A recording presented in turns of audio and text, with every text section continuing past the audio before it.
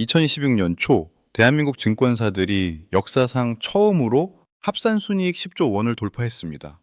이게 어느 정도 규모냐면 국민은행, 신한은행, 하나은행, 우리은행 이 4대 시중 은행이 1년 동안 벌어들인 돈의 73%에 육박하는 금액입니다. 불과 몇 년 전만 해도 은행 이익의 3분의 1도 안 되던 증권사들이 이제 은행의 턱 밑까지 쫓아온 겁니다. 하루에만 62조 원이 거래되고 인해서 주식 사는 돈이 32조 원을 넘었으며 증시에 대기하는 현금만 111조 원에 달합니다. 여러분, 이 숫자들이 동시에 사상 최고치를 찍었다는 사실, 이게 무엇을 의미하는지 정확히 아시나요? 증권사가 최대 이익을 찍으면은 폭락장의 신호다라는 말 들어보셨나요? 사실입니다. 2007년에도 2021년에도 심지어 중국 2015년에 공통적으로 증권사 실적이 사상 최대를 찍은 직후 시장이 무너졌습니다. 자, 여기서 질문 하나 던지겠습니다. 이번에 일어난 돈의 잔치는 코스피 7천을 향한 위대한 엔진일까요? 아니면 과거 역사가 반복해서 보여줬던 대폭락 직전의 전조 증상일까요? 지금 이 영상을 보시는 분들도 생각이 갈릴 겁니다. 오늘 그 해답의 실마리를 지금부터 한 올 한 올 풀어보겠습니다. 자, 10조 원. 이 숫자부터 정확히 해부해 보겠습니다. 27개 증권사의 합산 순이익 10조 2309억 원. 전년도 6조 9870억 원에서 무려 47%가 뛴 수치입니다. 한국투자증권은 혼자서 순이익 2조 135억 원을 찍으며 업계 최초로 이 조 클럽에 올라섰고 미래에셋증권, 키움증권, NH투자증권, 삼성증권까지 5개 증권사가 나란히 순이익 1조 원을 돌파했습니다. 화려합니다. 축제 분위기죠. 증권가에서는 샴페인을 터뜨리고 성과급 잔치가 벌어지고 있습니다. 그런데 여기서 한 발짝만 물러서서 냉정하게 물어봐야 합니다. 이 돈은 대체 어디서 온 걸까요? 증권사 실적은 삼성전자가 반도체를 팔아서 현대차가 자동차를 수출해서 돈을 버는 것과 증권사가 돈을 버는 구조는 근본적으로 다릅니다. 증권사의 돈은 여러분의 거래 버튼에서 나옵니다. 구조를 뜯어보면 이렇습니다. 첫째, 주식 거래 수수료. 여러분이 주식을 한 번 사고 한 번 팔 때마다 증권사는 수수료를 챙깁니다. 2025년 국내 주식 하루 평균 거래 대금이 62조 3천억 원, 전년 대비 무려 339%가 폭증했습니다. 상상해 보세요. 하루에 62조 원어치 주식이 손바뀜되는 장면을, 이건 대한민국 1년 국가 예산의 10분의 1에 해당하는 금액이 단 하루 만에 시장 안에서 회전하고 있다는 뜻입니다. 수수료가 폭발하지 않는 게 오히려 이상한 구조죠. 둘째, 신용거래, 이자입니다. 여러분이 빚을 내서 주식을 살 때 증권사는 연칠해서 9%대의 이자를 받습니다.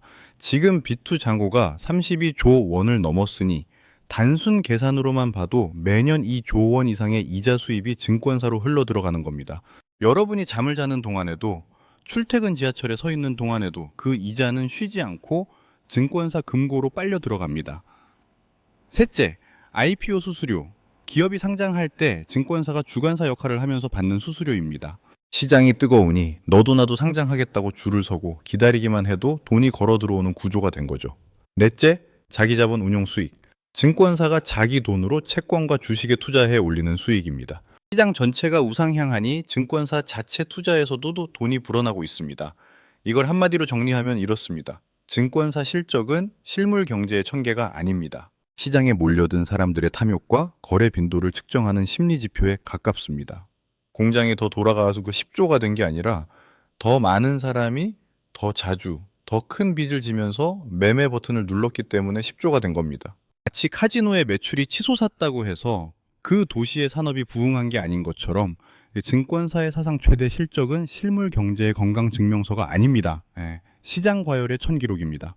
그렇다면 사람들은 왜 이렇게 미친 듯이 거래하고 빚을 내서까지 주식을 사고 있는 걸까요? 카메라를 잠깐 여의도 증권가에서 돌려서 평범한 직장인 김 과장의 스마트폰으로 가보겠습니다. 불과 며칠 전인 2월 말, 코스피가 사상 처음으로 6,300을 돌파했을 때를 기억해 보십시오. 삼성전자가 시총 1조 달러를 넘겼다라는 뉴스가 도배됐고, 직장 동료는 빚내서 산 주식으로 3개월 만에 월급의 2배를 벌었다고 자랑했습니다. 유튜브에선 지금 안 사면은 벼락거지 된다는 썸네일이 넘쳐났고, 포모, 즉 나만 뒤처지는 공포가 김 과장의 이성을 마비시켰죠. 그런데 최근에 상상도 못한 일이 터졌습니다. 미국과 이란의 전쟁이 전면전으로 치닫으면서 코스피가 하루 만에 12% 넘게 폭락해 5천선 턱 밑까지 주저앉은 겁니다. 9.11 테러 이후 역대 최대 하락률이죠. 이쯤 되면은 시장이 공포에 질려 얼어붙어야 정상 아닐까요? 하지만 사람들의 심리는 기괴하게 꼬여 있습니다. 김 과장은 폭락장을 보며 두려워하는 게 아니라 오히려 마이너스 통장을 뚫어 증권 계좌로 이체하고 있습니다. 코스피 6,300 가던 게 5,000이 됐어? 이건 무조건 바닥이다. 일생일대의 박앤세일이다. 라고 확신하는 겁니다. 6,300이라는 숫자가 준 달콤한 환상이 전쟁과 폭락의 공포마저 탐욕으로 덮어버린 겁니다. 바로 이 기형적인 줍줍 심리가 지금 시장을 위태롭게 떠받치는 거대한 연료입니다. 숫자로 그 연료의 규모를 확인해 보겠습니다. 주식시장에 대기하며 언제든 투입될 수 있는 현금, 투자자 예탁금이 코스피가 6,300을 찍었던 2026년 2월 한때 111조 원으로 역대 최고치를 뚫었고 이란발 대폭락을 맞은 지금 이 순간에도 여전히 100조 원대를 굳건히 유지하고 있습니다. 이 돈은 도망간 돈이 아닙니다. 더 떨어지기만 해봐라 무조건 산다며 피눈물을 흘리며 장전해둔 총알입니다. 100조 원짜리 총기시장의 바닥을 향해 겨누고 있는 셈이죠. 2021년 동학개미 열풍 당시 예탁금이 70조 원 수준이었다는 것을 떠올려 보세요. 지금은 전쟁의 공포 속에서도 그때보다 40% 이상 많은 돈이 기계적인 반등을 노리며 증시 문 앞에 줄 서 있는 겁니다. 여기에 빚의 연료가 더해집니다. 신용거래융자 장호, 흔히 말하는 빚투 규모가 2026년 2월 26일 기준 32조 3,684억 원으로 사상 최고치를 갈아치웠습니다. 한 달도 안 되는 사이에 2조 원이 넘게 불어났고 2025년 말 27조 2,864억 원과 비교하면 불과 두 달 만에 20%가 급증한 겁니다. 특히 눈여겨봐야 할 지점이 있습니다. 코스피 시장의 신용 잔고가 같은 기간 25% 증가하며 코스닥보다 더 빠르게 팽창하고 있다는 사실입니다. 이건 뭘 뜻하냐면 더 이상 소형주 투기꾼들만 빚을 내는 게 아니라 대형 우량주에까지 레버리지가 걸리기 시작했다는 겁니다. 삼성전자, SK하이닉스 같은 대장주를 빚내서 사는 사람이 늘고 있다는 건 시장의 천이 표면만 뜨거운 게 아니라 신부까지 달아오르고 있다는 경고 신호입니다. 빚투가 왜 위험한지 아주 단순하게 설명해 드리겠습니다. 여러분이 1,000만 원을 빌려서 주식을 샀는데 그 주식이 20% 떨어졌다고 해보세요. 200만 원 손실이죠. 하지만 여기서 끝이 아닙니다. 증권사는 담보 비율이 떨어지면 반대 매매, 즉 여러분의 의사와 상관없이 강제로 주식을 팔아버립니다. 한 사람이 팔리면 주가가 더 떨어지고 그러면은 또 다른 사람의 담보가 부족해져서 또 반대 매매가 나옵니다. 도미노처럼 연쇄 청산이 시작되는 거죠. 32조 원의 빚이 동시에 흔들리기 시작하면은 그 충격파의 크기는 상상을 초월합니다. 그리고 2026년 시장을 이야기할 때 절대 빠뜨릴 수 없는 것이 있습니다. 바로 400조 원에 육박하는 ETF 시장입니다. 상장 지수펀드 순자산 규모가 387조 원으로 사상 최대를 기록하며 400조 돌파를 눈앞에 두고 있습니다. 과거에는 개인 투자자가 직접 종목을 골라 매수하는 게 주류였지만 지금은 ETF라는 바구니에 돈을 넣으면은 기계적으로 시장 전체를 사들이는 패시브 자금의 시대가 열린 겁니다. 이 돈은 감정이 없습니다.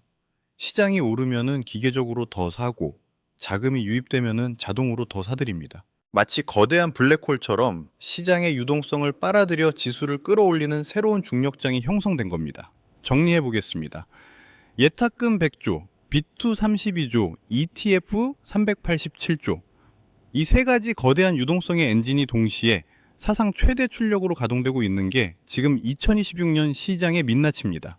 김 과장의 손가락 하나하나가 직장 동료의 빚투가 연금과 퇴직금이 담긴 ETF의 기계적 매수가 모여 만들어낸 이 어마어마한 자금의 회전. 그런데 이렇게 거대한 돈이 쉴 새 없이 돌아가는 지금의 모습. 과거 역사에서는 이 다음 장면이 어떻게 펼쳐졌을까요?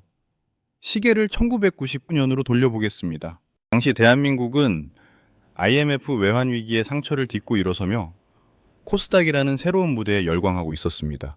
IT 벤처 열풍이 불면서 코스닥 지수는 1년 만에 1000포인트를 돌파했고 하루에 수십 번씩 주식을 사고 팔며 차익을 쫓는 데이 트레이딩이 사회 현상이 됐습니다. PC방에서 게임 대신 주식 거래를 하는 사람이 넘쳐났고 주부들까지 객장에 줄을 섰죠. 당연히 대형 증권사들의 실적은 하늘을 뚫었습니다.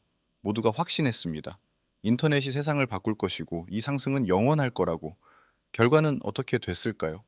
2000년 3월을 정점으로 코스닥은 폭락에 폭락을 거듭하며 불과 1년 만에 90% 가까이 증발해 버렸습니다. 1,000만 원을 넣은 사람의 계좌에 100만 원이 남은 겁니다. 수많은 사람의 재산이 글자 그대로 공기 중으로 사라졌습니다. 시계를 조금 앞으로 돌려 2007년으로 가보겠습니다. 코스피가 처음으로 2천을 돌파한 해입니다. 적립식 펀드 열풍이 전 국민적 현상이 되면서 은행 창구마다 펀드 가입 대기줄이 넘쳐났습니다. 증권사 매출은 약 22조 원으로 전년 대비 71% 폭증했습니다. 너도 나도 중국 펀드, 인도 펀드에 퇴직금과 노후 자금을 쏟아부었죠. 확신의 시대였습니다.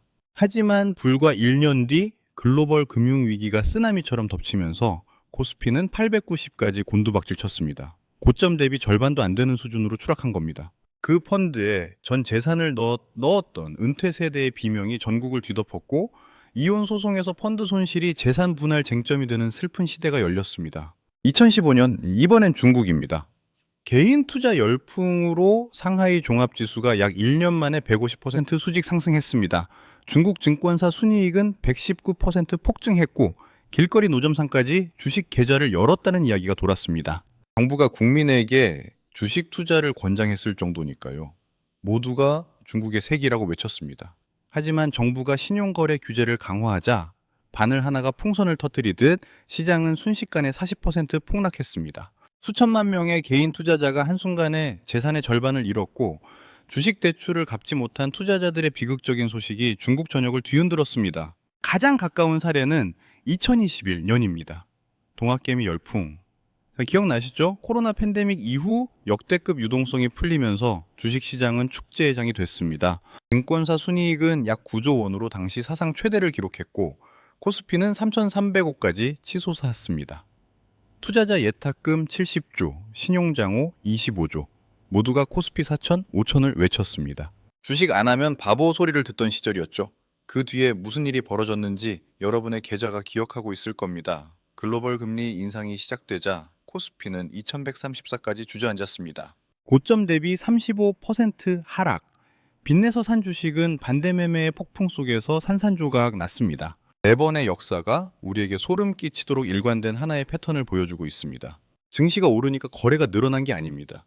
대중의 레버리지가 한계치에 다다르며 거래 대금이 정점을 찍는 바로 그 순간이 역설적으로 상승 에너지가 소진되는 시장의 고점이었습니다. 증권사가 사상 최대로 벌었다는 뉴스는 뒤집어 보면은 시장의 연료 탱크가 바닥을 드러내기 직전이라는 신호이기도 했던 겁니다. 더 넣을 돈이 없고 더 낼 빚도 한계에 다다랐을 때 누가 다음 매수자가 되어줄 수 있을까요? 그런데 여기서 강세론자들의 날카로운 방역이 시작됩니다. 그들은 폭락론자들이 교묘하게 숨기고 있는 절반의 진실을 꺼내듭니다.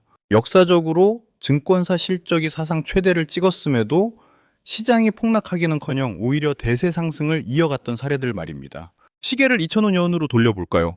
당시 대한민국의 적립식 펀드 열풍이 불면서 코스피가 1년 만에 50% 넘게 폭등했고 증권사들은 사상 최대 실적을 갈아치웠습니다. 그때도 단기 과열이다, 곧 터진다는 경고가 쏟아졌죠. 하지만 결과는 어땠습니까? 폭락은 없었습니다. 코스피는 2006년을 거쳐 2007년 2000을 뚫을 때까지 쉬지 않고 올랐습니다. 2017년 반도체 슈퍼사이클 때도 증권사 영업이익이 10년 만에 최대치를 찍었지만 시장이 붕괴하는 패닉셀은 없었습니다.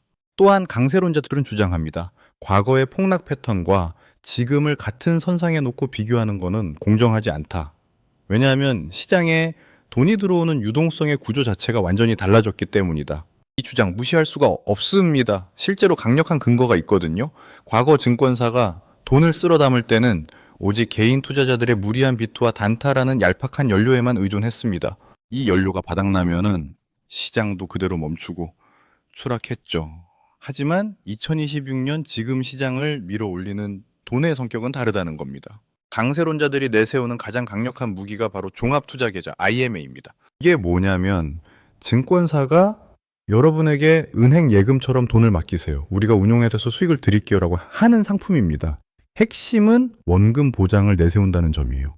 이게 왜 중요하냐면은 지금까지 주식이 무서워서 은행 예금에만 잠자고 있던 보수적인 자금들을 증권시장으로 끌어오는 거대한 파이프라인이 새로 깔렸다는 뜻이기 때문입니다. 기존에 주식을 하던 개미들이 빚을 더 낸 게 아니라 아예 시장에 참여하지 않던 수백조 원의 새로운 돈이 유입될 통로가 열린 겁니다. 여기에 400조 원에 육박하는 ETF라는 패시브 자금이 더해집니다. 이 돈은 시장이 흔들려도 개별 종목 투자자들처럼 쉽게 도망가지 않고 매달 월급처럼 기계적으로 유입되며 시장의 하단을 단단하게 받쳐줍니다. 강세론자들은 여기서 결정적인 한 방을 날립니다. 과거에는 개인들이 빚내서 샀다가 공포에 질려 동시에 도망치면서 폭락이 왔지만 지금은 다르다.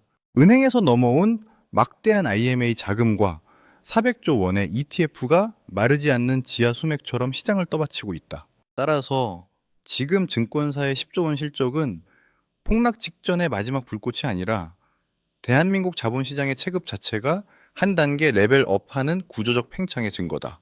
한마디로 개인의 빚이라는 냄비 속 물이 아니라 시스템이 공급하는 거대한 강물이 흐르고 있으니 쉽게 마르지 않는다는 논리입니다. 솔직히 일리가 있습니다. 구조적 변화는 실제로 존재하니까요. 과거의 증권시장이 폭우의 속수무책이던 허술한 천막이었다면 지금의 시장에는 분명 과거에 없던 방수 지붕과 배수시설이 갖춰져 있긴 합니다. 이 주장을 듣고 있으면 아 그래 이번엔 좀 다를 수도 있겠구나 하는 안도감이 슬며시 피어오릅니다.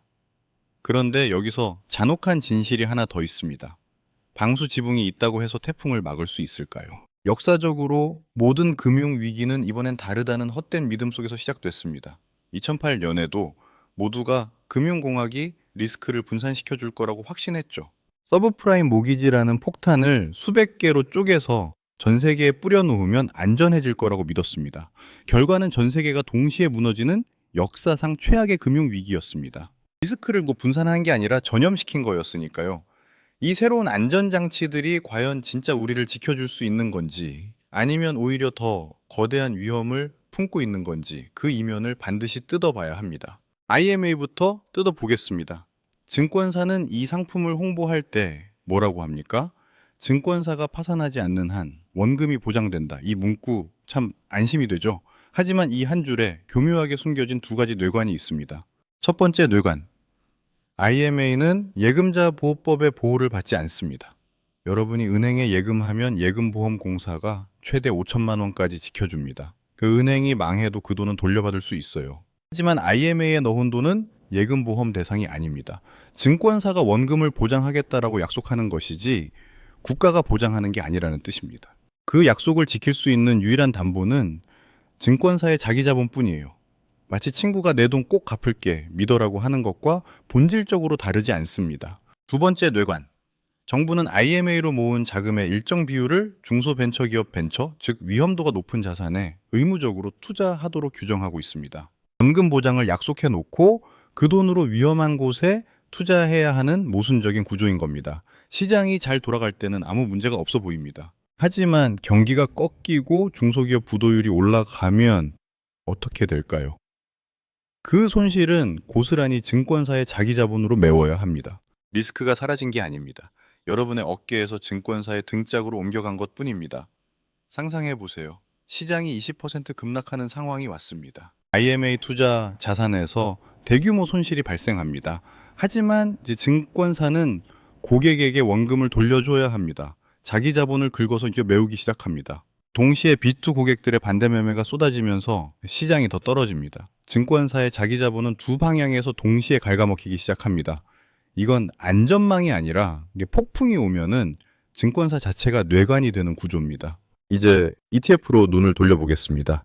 387조 원에 달하는 이 거대한 패시브 자금. 상승장에서는 시장을 밀어올리는 든든한 완충제 역할을 하죠. 그런데 하락장이 시작되면 이 거대한 기계는 우리를 공격하는 가장 무서운 무기로 돌변합니다. 왜 그럴까요? 그 숨겨진 원리를 뜯어보겠습니다. 왜 이런 일이 벌어질까요? ETF를 하나의 주식 바구니라고 생각하면 이해가 쉽습니다. 평소에는 여러분이 ETF를 팔아도 단순히 다른 누군가가 그 바구니를 사는 것으로 끝납니다. 그런데 시장이 급락해 사람들이 겁에 질려 ETF를 한꺼번에 던지기 시작하면 상황이 달라집니다. ETF 가격이 급격히 떨어지면서 바구니 안에 들어있는 실제 주식들의 가치보다 ETF 자체 가격이 더 싸지는 순간이 생깁니다. 이때 시장을 지켜보던 기관 투자자들의 차익거래 시스템이 움직입니다. 계산은 단순합니다. ETF가 안에 든 주식보다 싸네? 그럼 ETF를 싸게 사서 바구니를 해체한 뒤 안에 있는 주식들을 시장에 팔면 차익이 생기겠네. 이렇게 판단한 기관은 ETF를 대량으로 사들인 뒤 ETF를 분해해 실제 주식으로 바꿉니다. 그리고 그 주식들을 시장에 그대로 내다 팝니다. 삼성전자가 좋은 회사인지 현대차의 전망이 어떤지는 이 거래에서 중요하지 않습니다. 기관의 목표는 기업 분석이 아니라 가격 차이를 이용한 차익이기 때문입니다. 그래서 ETF가 대량으로 해체되면 이제 그 안에 들어있던 우량주들이 비율 그대로 시장에 매물로 쏟아지게 됩니다. 결국 ETF에서 시작된 매도가 실제 주식시장의 매도 압력으로 이어지는 구조가 만들어지는 것입니다. 공포 장세가 시작되면 이런 과정이 반복되면서 ETF 매도가 실제 주식시장의 매도 압력으로 이어질 수 있습니다. 그래서 시장이 크게 흔들릴 때는 ETF 매도가 지수 구성 종목 전반에 매도 압력을 전달하며 하락을 더 빠르게 확산시키는 역할을 하기도 합니다. 상승장에서 시장을 밀어올리던 패시브 자금이 하락장에서는 시장을 절벽으로 밀어버리는 투매 엔진이 되는 겁니다. 과거에는 개인이 무서워서 파는 감정적 투매였다면 이제는 기계가 의무적으로 파는 구조적 투매의 시대가 열린 겁니다. 이 둘의 파괴력 차이는 비교할 수 없을 만큼 큽니다. 결국 핵심은 이겁니다. 금융공학이 발달해서 시장이 더 안전해졌다? 아닙니다. 리스크가 사라진 것이 아니라 개인에서 증권사로 그리고 시스템 전체로 이전되고 응축되어 있을 뿐입니다. 마치 작은 폭죽 수백 개를 하나의 거대한 폭탄으로 합쳐놓은 것과 같습니다. 평상시에는 조용하지만 일단 도화선에 불이 붙으면은 그 폭발력은 상상을 초월하게 됩니다. 새로운 안전장치가 우리를 지켜줄 거라는 믿음, 그것 자체가 가장 위험한 환상일 수 있다는 겁니다. 그렇다면 우리는 지금 어디에 서 있는 걸까요? 붕괴의 직전인가요? 아니면 단순한 숨 고르기 구간인가요? 여기서 한 발짝 물러서서 냉정하게 현재 좌표를 찍어보겠습니다. 과거 패턴이 보여주는 공포도 이번엔 다르다는 안도감도 지금 당장 정답을 내릴 근거로는 부족합니다. 우리에게 필요한 건 감정이 아니라 팩트입니다. 먼저 아주 중요한 사실 하나를 짚고 넘어가야 합니다. 증권사 실적이 사상 최대를 기록했다고 해서 내일 당장 시장이 무너진다는 뜻은 아닙니다. 과거 사례를 면밀히 들여다보면 증권사 실적이 정점을 찍은 후 시장이 본격적으로 꺾이기까지 최소 6개월에서 길게는 2년의 시차가 존재했습니다. 2007년 증권사 실적이 정점을 찍었을 때 코스피가 실제로 폭락하기 시작한 건 약 1년 뒤였습니다. 2021년에도 증권사 이익이 최대를 기록한 후 코스피가 고점을 찍기까지 수개월의 시간이 있었어요. 이건 마치 지진의 피파와 에스파처럼 경고 신호와 실제 충격 사이에는 반드시 시간차가 있다는 뜻입니다. 경고등이 켜졌다라고 즉시 건물이 무너지는 건 아니지만 경고등을 무시하고 건물 안에 눌러 앉아 있는 건 또 다른 차원의 문제인 거죠. 하지만 그렇다고 안심해도 된다는 이야기는 절대 아닙니다. 지금 우리가 마주한 현실에는 무시할 수 없는 아주 기형적인 괴리가 존재합니다. 바로 금융시장의 속도와 실물 경제의 속도가 완전히 따로 놀고 있다는 점입니다. 주가는 로켓처럼 치솟고 있는데 실물 경제의 체력은 그 속도를 따라가지 못하고 있어요. 막연한 느낌이 아닙니다. 숫자가 이 끔찍한 괴리를 증명합니다. 올해 초 수출 증가율은 전년 대비 29%나 폭등했습니다. 뉴스만 보면 경제가 날아가는 것 같죠. 하지만 카메라를 우리 동네 골목으로 돌려보겠습니다. 2025년 한 해 동안 문을 닫은 자영업자 수가 무려 100만 명을 돌파했습니다. 통계 작성 이래 사상 최고치입니다. 자영업자 7곳 중 한 곳이 버티지 못하고 셔터를 내린 겁니다. 안산의 반도체 부품 공장 사장님은 주문이 늘었다고 기뻐하지만 바로 옆 식당 사장님은 손님이 반토막나 결국 폐업 신고를 하는 것, 같은 나라 같은 시간인데 체감하는 경제가 완전히 다른 겁니다. 더 무서운 건 빚입니다. 매수가 이렇게 박살이 났는데도 사람들은 빚을 내서 주식시장에 뛰어들었습니다. 대한민국의 GDP 대비 가계부채 비율은 90%에 육박하며 여전히 세계 최고 수준을 달리고 있고 1년 새 금융권 가계대출은 37조 원 넘게 불어났습니다. 이 괴리를 아주 단순하게 비유하자면 이렇습니다. 체력은 마라톤 초보인데 속도는 올림픽 선수 페이스로 달리고 있는 상황입니다. 지금 당장은 숨이 차지 않을 수 있어요. 아드레날린이 뿜어져 나오니까요. 하지만 이 페이스를 유지할 수 있는 시간은 제한되어 있습니다. 주가 상승의 속도가 기업의 실적, 수출, 고용 같은 실물 체력을 너무 앞서 나가고 있는 상태, 이것을 전문가들은 버블의 초기에서 중기 구간이라고 부릅니다. 폭발까지는 시간이 있을 수 있지만 화약은 이미 쌓이고 있다는 의미입니다. 중요한 건 이런 괴리 상태가 영원히 지속될 수는 없다는 겁니다. 결국 주가가 실물에 맞춰 내려오거나 실물이 주가에 맞춰 올라오거나 둘 중 하나로 수렴할 수밖에 없습니다. 그리고 역사적으로 보면은 실물이 주가를 쫓아 올라간 경우보다 주가가 실물로 추락한 경우가 압도적으로 많았습니다. 여기서 정직하게 인정해야 할 게 있습니다. 이 거대한 시장이 정확히 언제 완전히 꺾일지 우리는 모릅니다. 아무도 모릅니다. 언제 꺾일지 맞추는 건 경제학자의 영역이 아니라 점쟁이의 영역입니다. 당장 며칠 전 터진 이란발 폭락 사태만 봐도 그렇습니다. 코스피 6,300을 외치며 환호하던 수많은 전문가들 중 단 한 명이라도 하루아침에 전면전이 터져 지수가 12%나 곤두박질 칠 것을 예측한 사람이 있었습니까? 아무도 없었습니다. 2007년 금융위기 때도, 2021년 동학개미 고점 때도, 중국 2015년 때도 마찬가지입니다. 모든 전문가가 정점의 타이밍을 맞추는데 철저히 실패했습니다. 시장의 붕괴를 알리는 진짜 방아쇠는 항상 우리가 전혀 예상치 못한 곳에서 당겨지고 고점은 항상 지나고 나서야 그 서늘한 실체를 드러내는 법이니까요. 그런데 우리가 맞출 수 없는 타이밍 예측에 에너지를 쏟는 건 도박일 뿐 아무런 의미가 없습니다. 그렇다면 우리에게 정말 필요한 건 뭘까요? 내일 오를지 내릴지 맞추는 예측이 아닙니다. 시스템이 흔들리기 시작할 때 나타나는 명확한 신호를 알고 있는 것. 다시 말해, 파티가 끝나기 시작할 때 울리는 벨 소리를 미리 배워두는 겁니다. 그 벨이 무엇인지 지금부터 하나씩 짚어드리겠습니다. 이 네 가지만 기억하시면 됩니다. 첫 번째 시그널, 거래대금의 이탈입니다. 지금 하루 60조 원을 넘나드는 거래대금. 이 숫자를 기억해 두세요. 핵심은 지수와 거래대금의 방향이 어긋나기 시작하는 순간입니다. 지수는 올라가거나 버티고 있는데 거래대금이 줄어들기 시작한다? 이건 아주 위험한 신호입니다. 왜냐하면 이건 시장에서 뜨거운 돈이 빠져나가고 남아있는 사람들끼리 서로 물량을 떠넘기는 손바뀜 전문 용어로 디스트리뷰션이 진행되고 있다는 증거이기 때문입니다. 누군가 큰 돈을 조용히 빼고 있는데 지수만 보면은 아무 일도 없는 것처럼 보이는 거죠. 마치 의자 뺏기 게임에서 음악이 서서히 느려지는 것과 같습니다. 음악이 완전히 멈추기 전에 속도가 줄어드는 그 순간을 포착해야 합니다. 특히 거래대금이 60조에서 40조, 30조로 계단식으로 빠지는 패턴이 나타나면 적색 경보입니다. 두 번째 시그널 100조 예탁금의 방향성입니다. 예탁금 111조. 이 숫자가 유지되는 한 시장에는 추가 매수 여력이 있다는 뜻입니다. 증시에 대기실에 손님이 가득 차 있는 상태니까요. 그런데 이 예탁금이 우하향 추세로 꺾이기 시작한다면 그건 대기실에서 사람들이 하나둘 나가기 시작했다는 뜻입니다. 돈이 증시를 떠나 은행 예금으로 부동산으로 해외로 이동하고 있다는 자금 이탈의 초기 신호입니다. 특히 예탁금 감소와 거래대금 감소가 동시에 나타나면 그건 단순한 조정이 아니라 추세 전환의 강력한 경고등입니다. 세 번째 시그널, 신용장고의 발작입니다. 32조 원에 달하는 비투장호. 이 숫자 자체보다 더 중요한 건 이 숫자의 변화 속도와 방향입니다. 비투가 급격히 늘어나는 것도 위험하지만 반대로 급격히 줄어드는 거는 그보다 더 위험합니다. 비투장호가 급감한다라는 거는 반대 매매, 즉 강제 청산이 대규모로 진행되고 있다는 뜻이니까요.